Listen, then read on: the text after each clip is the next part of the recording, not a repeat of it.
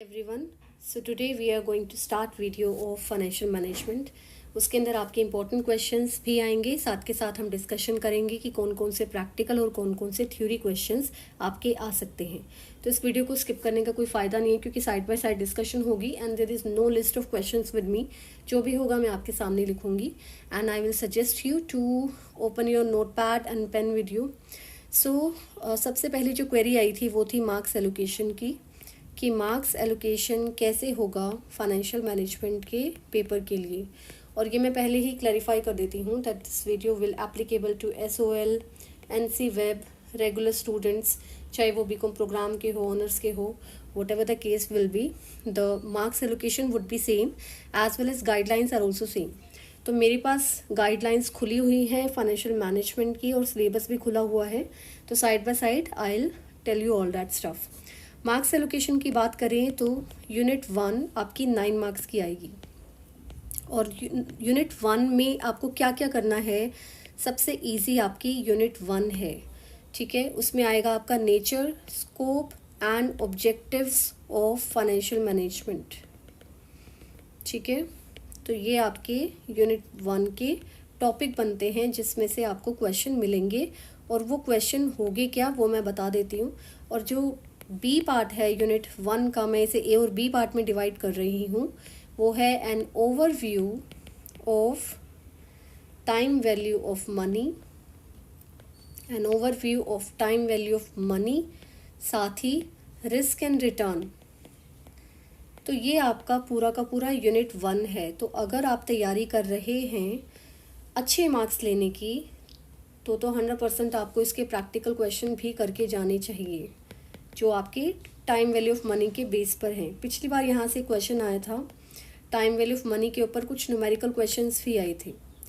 तो इमेजिन करो कि अगर ये 9 मार्क्स का है तो इसकी जो क्लासिफिकेशन होगी क्वेश्चंस की वो किस तरह से होगी। मुझे लगता है कि 6 मार्क्स का क्वेश्चन या 5 मार्क्स का क्वेश्चन आपको इसमें से थ्योरी का जरूर मिलेगा, ठीक है। तो कई बार क्या होता है कि 6+3 कुछ इस तरह से दे दिया जाएगा, या फिर 5+4 दे दिया जाएगा, या 4.5 + 4.5 दे दिया जाएगा।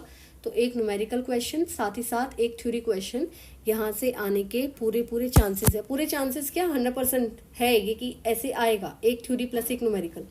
लास्ट टाइम एक न्यूमेरिकल क्वेश्चन भी आया था टाइम वैल्यू ऑफ मनी से रिलेटेड। तो क्वेश्चन मैं बता देती हूँ इसमें से क्वेश्चन किस तरह के आपको करने हैं थ्योरी के लिए। और जिन बच्चों को प्रैक्टिकल क्वेश्चंस नहीं आते, बेटा आपको थ्योरी बहुत अच्छे से पढ़ के जानी है, ठीक है, तभी आप पास हो पाओगे इसमें।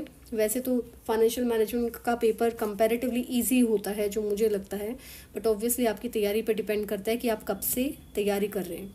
तो 2 ऑब्जेक्टिव है फाइनेंशियल मैनेजमेंट के, वेल्थ मैक्सिमाइजेशन और दूसरा, अभी तक तैयारी शुरू हो चुकी होगी तो आई होप कि आपको आता होगा, wealth maximisation and profit maximisation. पूरे यूनिट 1 के ऊपर वीडियोस चैनल पर डली हुई है फाइनेंशियल मैनेजमेंट की प्लेलिस्ट के अंदर। तो पूरा यूनिट 1 वीडियो में एक्सप्लेन है। अगर आपको थ्योरी क्वेश्चंस करके जाने हैं और आप अभी नहीं किया है आपने, या फिर और अच्छे से करना है, तो आप वहाँ से देख सकते हो बेटा, इट्स योर चॉइस। तो जो क्वेश्चन नंबर 1 है wealth maximisation profit maximisation, this is 100% I am sure that यहाँ से क्वेश्चन आएगा। वो क्वेश्चन किस तरह से आ सकता है कि how wealth maximisation is better than profit maximisation, right, and how can wealth maximisation can add value to the shareholders. कुछ भी घुमा फिरा के क्वेश्चन आ जाएगा जो आपका होगा वेल्थ मैक्सिमाइजेशन के अकॉर्डिंग, क्योंकि प्रॉफिट मैक्सिमाइजेशन को हर बुक में क्रिटिसाइज किया गया है that profit maximisation cannot be the objective of any company and wealth maximisation add value to the share holders.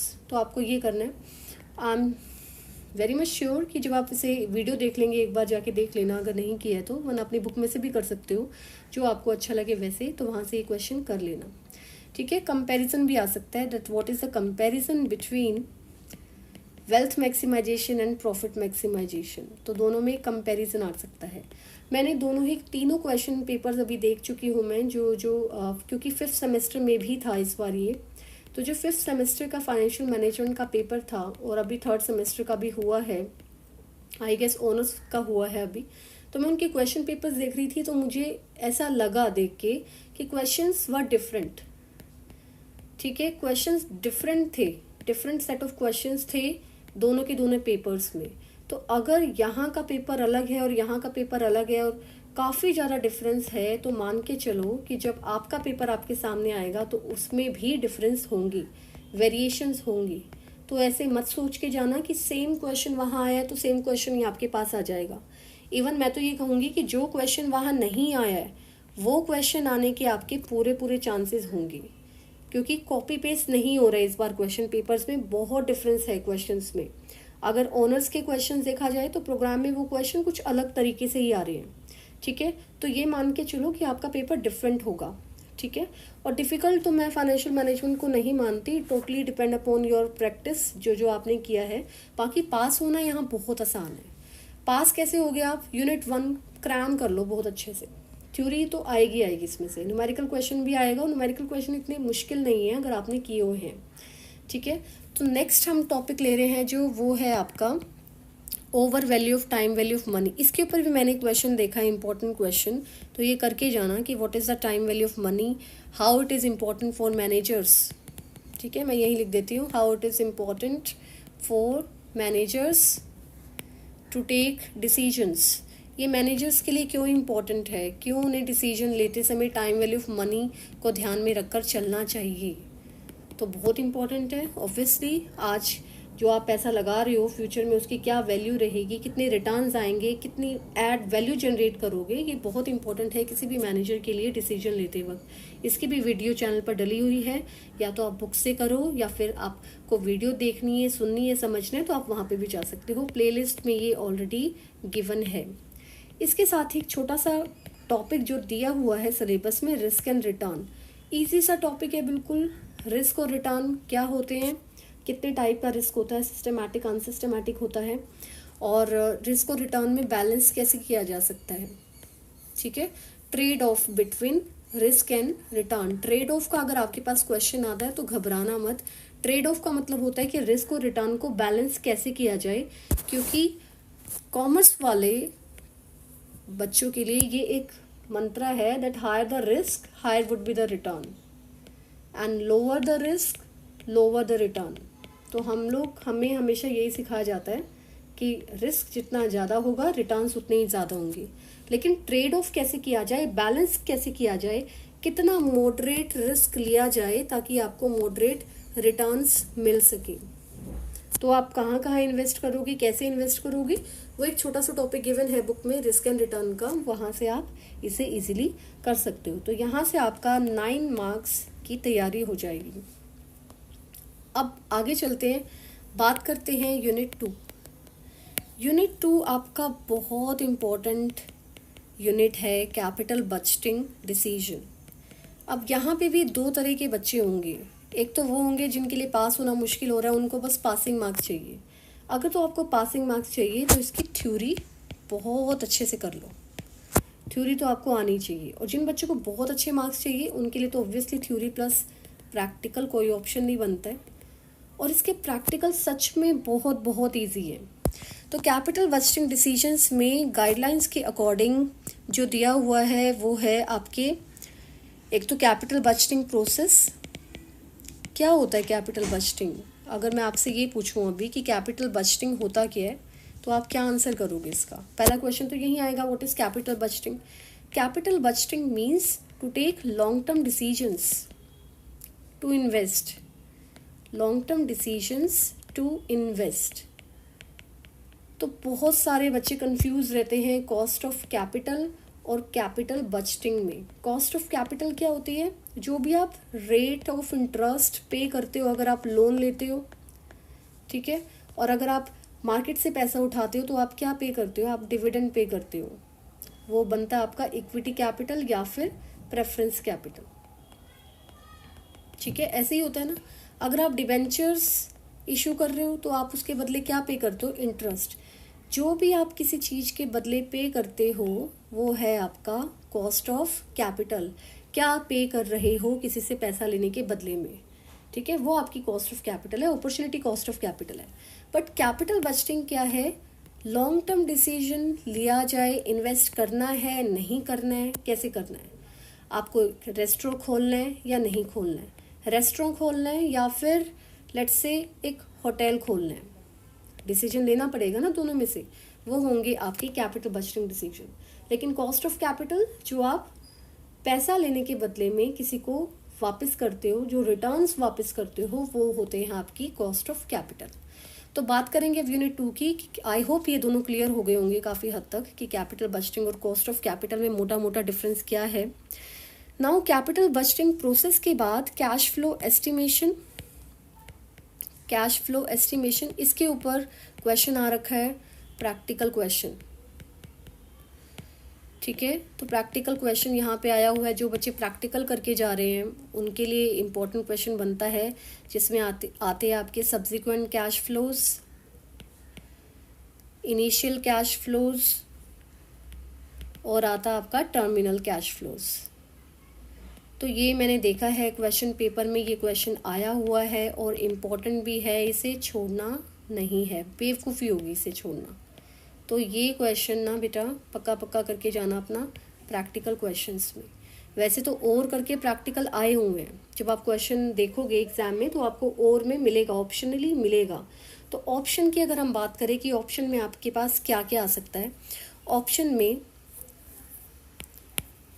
में आपके पास आएगा techniques of capital budgeting, techniques of capital budgeting. और टेक्निक्स में क्या क्या आएंगी, अब यहाँ पे थ्योरी और प्रैक्टिकल दोनों ही इम्पॉर्टेंट है। आपको यहाँ पे थ्योरी भी करनी है, आपको यहाँ पे प्रैक्टिकल भी करनी है। और क्या क्या थ्योरी और प्रैक्टिकल दोनों ही इम्पॉर्टेंट है, वो है आपका पे बैक पीरियड, बहुत ईजी है निकालना। ठीक है, पे बैक पीरियड, उसके बाद ARR, discounted pay back period, discounted pay back period, ARR हो गई आपकी। उसके बाद NPV, देन IRR जिसे आप बोलते हो internal rate of return, and profitability index. ये चीज़ें आपकी टेक्निक्स में आती है। अब ये बताओ मुझे कितना मुश्किल है करना, कितना इजी है ये। पे back period, discounted pay back period, ARR, NPV, IRR, PI, एक ही क्वेश्चन आपके पास आएगा जिसमें सारी की सारी चीज़ें आपको कैलकुलेट करनी पड़ेगी। ज़्यादातर ARR, IRR, PI इस तरह से क्वेश्चन पूछे जाते हैं और विन विन सिचुएशन है ये। मतलब आपके तो भाई मैक्सिमम मार्क्स आएंगे अगर इस तरह का क्वेश्चन आपको मिल जाए। जिन बच्चों को ये क्वेश्चन नहीं आता प्रैक्टिकल में, subsequent cash flow, initial, terminal, ये नहीं आ रहा है, तो उनके पास ऑप्शन है कि वो पे बैक पीरियड टेक्निक्स के ऊपर जा सकते हैं। तो टेक्निक्स को छोड़ना बहुत बड़ी बेवकूफ़ी है। इवन वो बच्चे जो सिर्फ पास होने के लिए एग्ज़ाम दे रहे हैं, जिन्होंने तैयारी भी नहीं की है ना, वो भी अगर इसको समझ लेंगे, क्वेश्चन करके देखेंगे ना अभी, तो वो अच्छे से कर पाएंगे। आई एम वेरी मच श्योर। ठीक है, तो ये क्वेश्चन बेटा वो जो पास होने वाले बच्चे हैं ना, वो भी करके जाओ न्यूमेरिकल। और ये जो मार्क्स एलोकेशन है इसकी 18 मार्क्स की है। सो गुड, 18 मार्क्स में आप थ्योरी करके जाओ। एक क्वेश्चन थ्योरी का आएगा, साथ में एक क्वेश्चन आप प्रैक्टिकल का अटेम्प्ट कर लो। And the most important thing which I have seen in the question papers, that they have given the choice kind of difficult one, like एक थ्योरी क्वेश्चन दे दिया गया है प्लस एक प्रैक्टिकल दिया गया है, फिर इसका और करके जो ऑप्शन है फिर वही प्रैक्टिकल और एक थ्योरी। तो समझ रहे हो कि आप कुछ नहीं छोड़ सकते, आपको करना ही पड़ेगा थ्योरी प्लस प्रैक्टिकल। 18 मार्क्स में this is a very good unit. जिन्होंने तैयारी नहीं की है, जिनको प्रैक्टिकल कुछ भी नहीं आता, वो एटलीस्ट यूनिट 2 तो प्रैक्टिकल का करके ही जाओ, आराम से पास हो जाओगे। ठीक है, चलो आगे चले। अब यूनिट 3 की बात कर लेते हैं। यूनिट 3 है आपका काफ़ी सारी चीज़ों का मिक्सचर। तो सबसे पहले हम बात करेंगे कॉस्ट ऑफ कैपिटल की। Same theory plus practical. कितने मार्क्स का आएगा? 27 मार्क्स का आएगा। बहुत ज़्यादा मार्क्स है, हाईएस्ट वेटेज इसी यूनिट की आती है। 27 is not a small number. तो अगर आपने कॉस्ट ऑफ कैपिटल वाला चैप्टर कर लिया तो पास तो आप वैसे ही हो जाने वाले हो। ठीक है, तो कॉस्ट ऑफ कैपिटल है, दूसरी तरफ है आपका कैपिटल स्ट्रक्चर। ठीक है, कैपिटल स्ट्रक्चर, इसको हम 3 पार्ट में डिवाइड कर लेते हैं। ये है आपका A, ये है आपका B और सी में आपका आएगा लिवरेज। लिवरेज का क्वेश्चन पक्का पक्का आना है, ठीक है, 100% मान के चलो, क्योंकि लिवरेज एक ऐसा चैप्टर है जो आपको नैया पार करा देगा आपकी ठीक है। जिसको लिवरेज नहीं आता ना, क्या बोलूँ, मतलब फाइनेंशियल मैनेजमेंट का एक स्टूडेंट अगर लिवरेज के न्यूमेरिकल क्वेश्चन ना कर पाए, ये तो भैया बहुत बड़ी शर्म की बात है। लिवरेज का न्यूमेरिकल क्वेश्चन आना ही है और ये आपको आना ही चाहिए। जिसको लिवरेज का क्वेश्चन नहीं आता ना फाइनेंशियल मैनेजमेंट में, वो फाइनेंशियल मैनेजमेंट का स्टूडेंट कहलाने के लायक नहीं है। लिवरेज इतना ईजी है। 3 तरह के लिवरेज होते हैं, ऑपरेटिंग लिवरेज, फाइनेंशियल लिवरेज और कंबाइंड लिवरेज। कंबाइंड लिवरेज कैसे निकलता है, operating multiply financial leverage. 10 minute का काम है इसके न्यूमेरिकल क्वेश्चन रिवाइज करना। तो ये तो बेटा करना ही करना है, चाहे आप थ्योरी रट के जाओ, आपको सिर्फ पास होना है, तब भी आपको लिवरेज प्लस टेक्निक्स करके जानी है, ठीक है। और वो जो पास वाला फोबिया है ना, वो निकल जाएगा दिमाग में से, मार्क्स बहुत अच्छे आ जाएंगे, पासिंग से तो बहुत ऊपर आ जाएंगे अगर ये न्यूमेरिकल क्वेश्चन कर लिए। साथ ही साथ इसकी थ्योरी भी करके जानी है, थ्योरी भी इसकी बहुत इंपॉर्टेंट है। अब कॉस्ट ऑफ कैपिटल की बात करें कि कॉस्ट ऑफ कैपिटल में आपको क्या करना है। कॉस्ट ऑफ कैपिटल का जो प्रैक्टिकल क्वेश्चन आएगा वो आएगा weighted average cost of capital से, 100% weighted average cost of capital. जो बच्चे तैयारी कर रहे हैं उनको पता होगा कि न्यूमेरिकल क्वेश्चंस है बुक में weighted average cost of capital. तो आपको वेट्स कैसे निकालने हैं, वेट्स निकालने के लिए आपको इंडिविजुअल कॉस्ट ऑफ कैपिटल निकालनी पड़ेगी। इंडिविजुअल कॉस्ट ऑफ कैपिटल जैसे कि cost of debt, cost of equity, ठीक है, या फिर कॉस्ट ऑफ रिजर्व्स, इनका भी दिया हुआ है तो वो आपको निकालनी पड़ेंगी, ये आपके वेट्स बनेंगे। और जो मेथड है आपका cost of weighted average cost of capital, वो आपको लगाना पड़ेगा। तो ये तो भाई मैंने देखा है, ये प्रैक्टिकल क्वेश्चन आएगा, मैं 100% कह रही हूँ मेरी तरफ से। बाकी तो क्वेश्चन पेपर में से देख के पता चलेगा, लेकिन इसके ऊपर क्वेश्चन दबा के आ रहे हैं, हर बार आते हैं, हर सेमेस्टर में आते हैं। तो जो बच्चे प्रैक्टिकल को फोकस कर रहे हैं वो weighted average cost of capital को तो मत छोड़ो, बहुत इजी है, कुछ भी नहीं है। 3 आपको फॉर्मूले लर्न करने हैं, cost of debt, cost of equity, cost of reserves and surplus. इस तरह से आप निकल जाओगे आराम से। थोड़ा सा जो मुश्किल लगेगा, जो मुझे ऐसा लगता है कि कैपिटल स्ट्रक्चर को बच्चे न्यूमेरिकल क्वेश्चन को इसको मुश्किल मान रहे होंगे, अदरवाइज वो भी मुश्किल नहीं है, बहुत ईजी है उसके क्वेश्चन भी। इसकी थ्योरी अच्छे से कर लेना। कैपिटल स्ट्रक्चर जो इसकी थ्योरीज हैं, थ्योरीज ऑफ कैपिटल स्ट्रक्चर, इनके ऊपर क्वेश्चन बहुत बार आ जाता है। कौन कौन सी थ्योरीज है कैपिटल स्ट्रक्चर की, वो है NI approach, this is called net income. फिर दूसरी है नेट ऑपरेटिंग इनकम अप्रोच, ठीक है। और तीसरी कौन सी है जल्दी से बताओ, एमएम अप्रोच। तो ये आपको थ्योरी के क्वेश्चन भी करने हैं। जो बच्चे प्रैक्टिकल को फोकस कर रहे हैं, इसमें से प्रैक्टिकल क्वेश्चन भी आएगा तो वो अटैम्प्ट आसानी से कर पाएंगे। तो लिवरेज, मेरी तरफ से लिवरेज और weighted average cost of capital आपके पास आना चाहिए। और थ्योरी में cost of capital structure, leverage और कॉस्ट ऑफ कैपिटल तीन ही इंपॉर्टेंट है, बट मेरे को लगता है कैपिटल स्ट्रक्चर के ऊपर हो सकता है कि थ्योरी आ जाए, ठीक है। तो इस हिसाब से अपनी तैयारी करके जाना। ऑब्वियसली 27 मार्क्स का यूनिट है, सबसे बड़ा यूनिट है, और उसमें 3 टॉपिक बनते भी हैं और बनने भी चाहिए, ठीक है। चलो आगे चले। आगे है हमारा यूनिट 4। यूनिट 4 है हमारा सबसे इजी डिविडेंड डिसीजन, ठीक है। और कितने मार्क्स का आएगा, ये आएगा बेटा आपका 18 मार्क्स का। मुझे ऐसा लगता है कि किसी भी बच्चे के जो सिर्फ पास होने के लिए भी पढ़ रहे हैं ना, तो एटलीस्ट उसके 90 में से 50 मार्क्स बहुत इजीली आ सकते हैं। कुछ भी ना पढ़ा हो ना तब भी आ जाएंगे 50 मार्क्स से, इतना इजी पेपर है।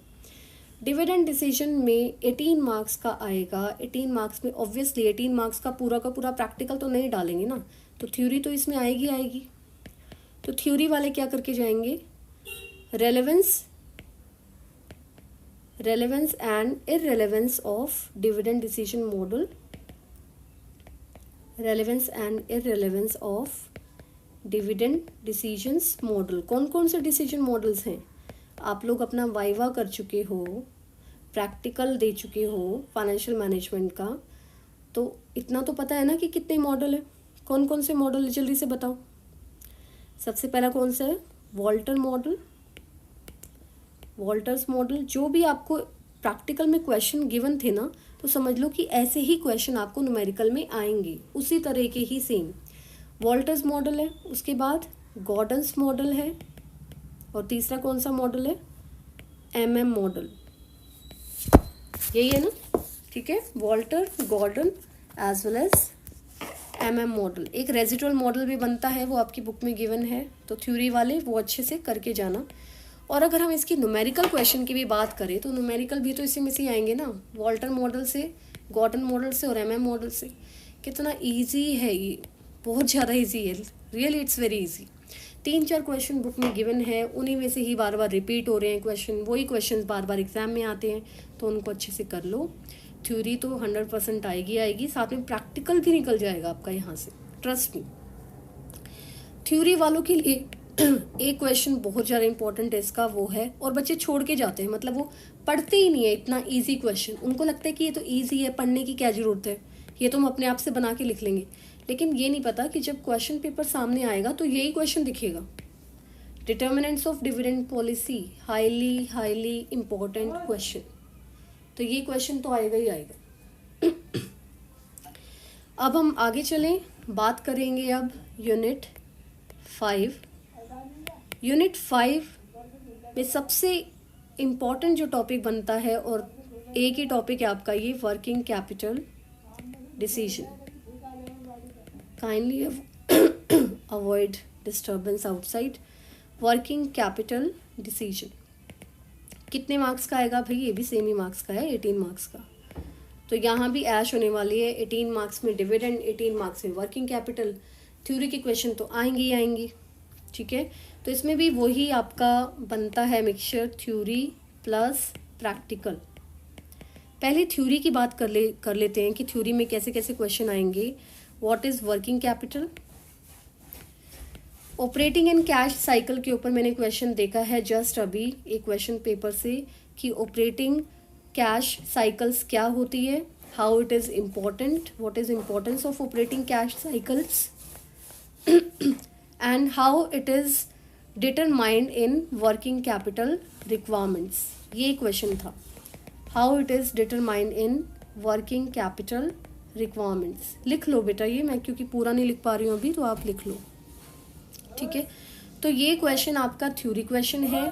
साथ ही जो आपका एग्जाम हुआ था प्रैक्टिकल फाइनेंशियल मैनेजमेंट का, उसमें जो आपको वर्किंग कैपिटल का क्वेश्चन मिला है ना, वही क्वेश्चन आपको प्रैक्टिकल में करना है।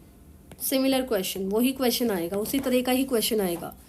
तो जो आपको प्रैक्टिकल में वर्किंग कैपिटल का क्वेश्चन मिला है, वही क्वेश्चन आप प्रैक्टिकल एग्जाम में मानो सेम ऐसा ही आने वाला है। साथ में आपका रिसीवेबल मैनेजमेंट दिया हुआ है, इसके ऊपर आपका बच्चे थ्योरी क्वेश्चन ही बनता है रिसीवेबल मैनेजमेंट में। तो ये करके चले जाओ। मेरी तरफ से तो भाई जितना मैंने आपको बताया है, कोई भी एवरेज बच्चा भी इसमें से आसानी से 50 मार्क्स कर लेगा। तो मैं एक फटाफट से एक रिकैप दे देती हूँ। Most important question in practical, theory में तो है ही जो है। एक तो आपको बेटा टेक्निक्स नहीं छोड़ के जानी, टेक्निक्स ऑफ कैपिटल बजटिंग, चाहे आप पासिंग मार्क्स के लिए कर रहे हो, चाहे आप अच्छे मार्क्स के लिए कर रहे हो, टेक्निक्स ऑफ कैपिटल बजटिंग आप नहीं छोड़ोगे, उसके ऊपर न्यूमेरिकल क्वेश्चन आएगा, ठीक है। दूसरी चीज, आप लिवरेज नहीं छोड़ोगे, आपको लिवरेज करना है न्यूमेरिकल क्वेश्चन में, लिवरेज के ऊपर एक न्यूमेरिकल क्वेश्चन आएगा। तीसरा, जो पासिंग वाला बच्चा करेगा वो डिविडेंड डिसीजन के ऊपर जो न्यूमेरिकल क्वेश्चन आएंगे वो बहुत ज़्यादा इजी होते हैं। फोबिया है, सिर्फ आपको ये लग रहा होगा कि अरे ये गॉर्डन मॉडल क्या है, वॉल्टर मॉडल क्या है, ये बहुत ज़्यादा इजी है। आप एक बार भी ट्राई करोगे ना तो आपको आ जाएंगे, ये मत छोड़ो। साथ ही साथ वर्किंग कैपिटल जो आपने अपने प्रैक्टिकल के लिए किया है कॉलेज में, ऐसा ही सिमिलर क्वेश्चन आपको नज़र आने वाला है, तो ये बेटा आपको करना है, ठीक है। एक क्वेश्चन जो मैंने अभी डिस्कस नहीं किया वो इम्पोर्टेंट है, वो है EBIT EPS एनालिसिस। अगर आप, एक मिनट, कौन सी बुक है ये, दिस इज RP रस्तगी। अगर आप RP रस्तगी की बात कोई बुक पढ़ रहे हो तो उसमें इंडिफरेंस पॉइंट करके क्वेश्चन आते हैं, न्यूमेरिकल दिया हुआ है। उसी क्वेश्चन में EBIT EPS एनालिसिस भी है, इंडिफरेंस पॉइंट भी है। इसके ऊपर मैंने एक न्यूमेरिकल क्वेश्चन देखा है बच्चे, ये जरूर कर लेना क्योंकि मैंने ये मिस कर दिया पॉइंट, ऊपर हमने डिस्कस नहीं किया। तो indifference point EBIT EPS analysis आपको ज़रूर करना है। तो मेरी तरफ से ऑल द वेरी बेस्ट, और कहने की ज़रूरत नहीं पड़नी चाहिए, वीडियो को लाइक कर देना, शेयर कर देना, सबके साथ शेयर करो, ठीक है। ऑल द वेरी बेस्ट, अच्छे से करो और कमेंट ज़रूर लिख के देना मुझे कि कितना समझ आया और ये वीडियो कितनी हेल्पफुल रही। I would be very glad to know that, ठीक है। चलो, all the very best, thank you.